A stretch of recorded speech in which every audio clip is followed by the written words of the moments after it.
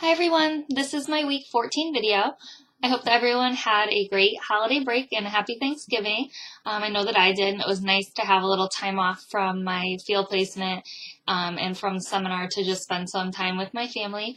I was off from work actually and my internship from Wednesday on, so I went back yesterday, and it was nice to have that little break and re-energize and rejuvenate and then get ready for the next 3 week stretch until we're ready for Christmas already.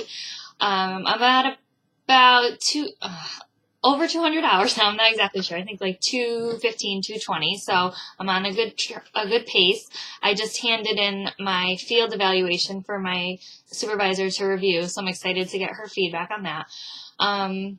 Everything's been going really well at the placement. Like I said, we've had a little bit of time off. The kids have half days now for school conferences, so I'm trying to see them, a little bit more, spend a little more less time with them, but to see more of them because they're not in school for as long. But I'm keeping up with my caseload, so that's good. I haven't been at the alternative high school as much because we've had a couple holidays with Election Day and Veterans Day, so they weren't in school. So I spent a little more time at the middle school, but it's going great. I'll be at the high school tomorrow, and I was there 2 weeks ago. And so that's a really different experience. I went to a PPT the last time that I was there. So I like to do that and to kind of just see how that works and how they make the, IEP, individual education plans, and the 504 plans, and kind of just hear from all the different members of the team that make those decisions. So that's the second one that I've been to. So I found that to be pretty interesting and see how that works and just be part of the team on that. I've been in contact with some parents this week because of the school conferences at the middle school, so it's also good to get their feedback and kind of be able to communicate with them a little bit more so than I have in the past. It's hard being there just in the mornings when, they're at work and I'm at the school, so we communicate by phone, but it's nice to have them come in and get to spend a little time with them too. I had one big incident happen last week. I had one of the girls that I've talked about her before, and I've spent quite a bit of time with her. She's 13 years old, and she writes in a journal and has me read it. So she writes in it throughout the week because she is very attention seeking and very needy of my attention and time, and she wants to come see me every day that I'm there. So I have her write in a journal and then bring it to me at the end of the week, and then we talk about everything that happened that week. So she actually wrote in it that her mother over the weekend hit her with a belt twice in the head, and so I filled out a DCF report. I filed a 136 is what it's called in Connecticut, and I called it in and I filled out the paperwork, and I didn't remain anonymous because just in my practice at the hospital I'd never have remained anonymous, so I didn't. But the lady told me on the phone that it probably wouldn't be accepted because there was no marks and it was the first case and the child still felt safe to go home.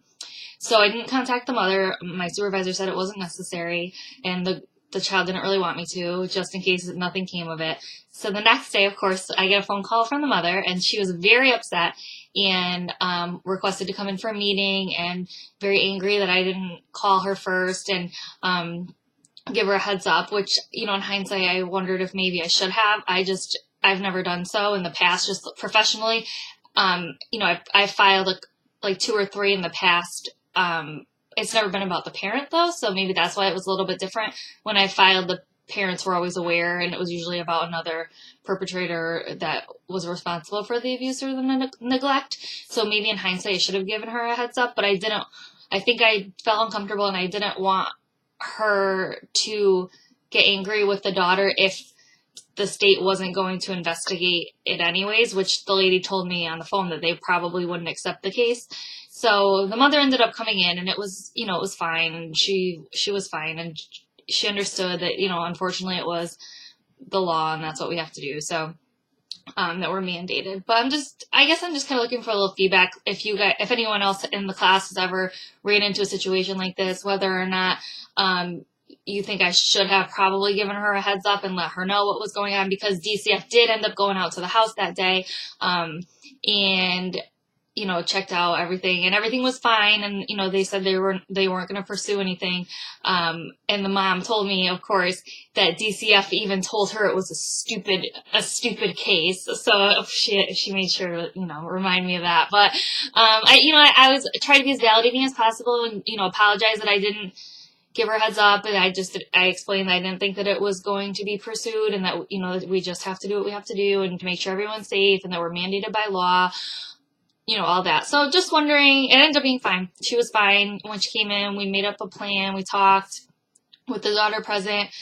She was apologetic, and so it ended up being fine in the end. But I'm just wondering, just curious, if anyone had any experience like this before, if you think that I should, in the future, moving forward, give a heads up to a parent if I'm going to call the state, or if it's best left anonymous, or if I just shouldn't even give them a heads up. So just wondering, interested in hearing your feedback. I hope everyone has a great week. Thank you.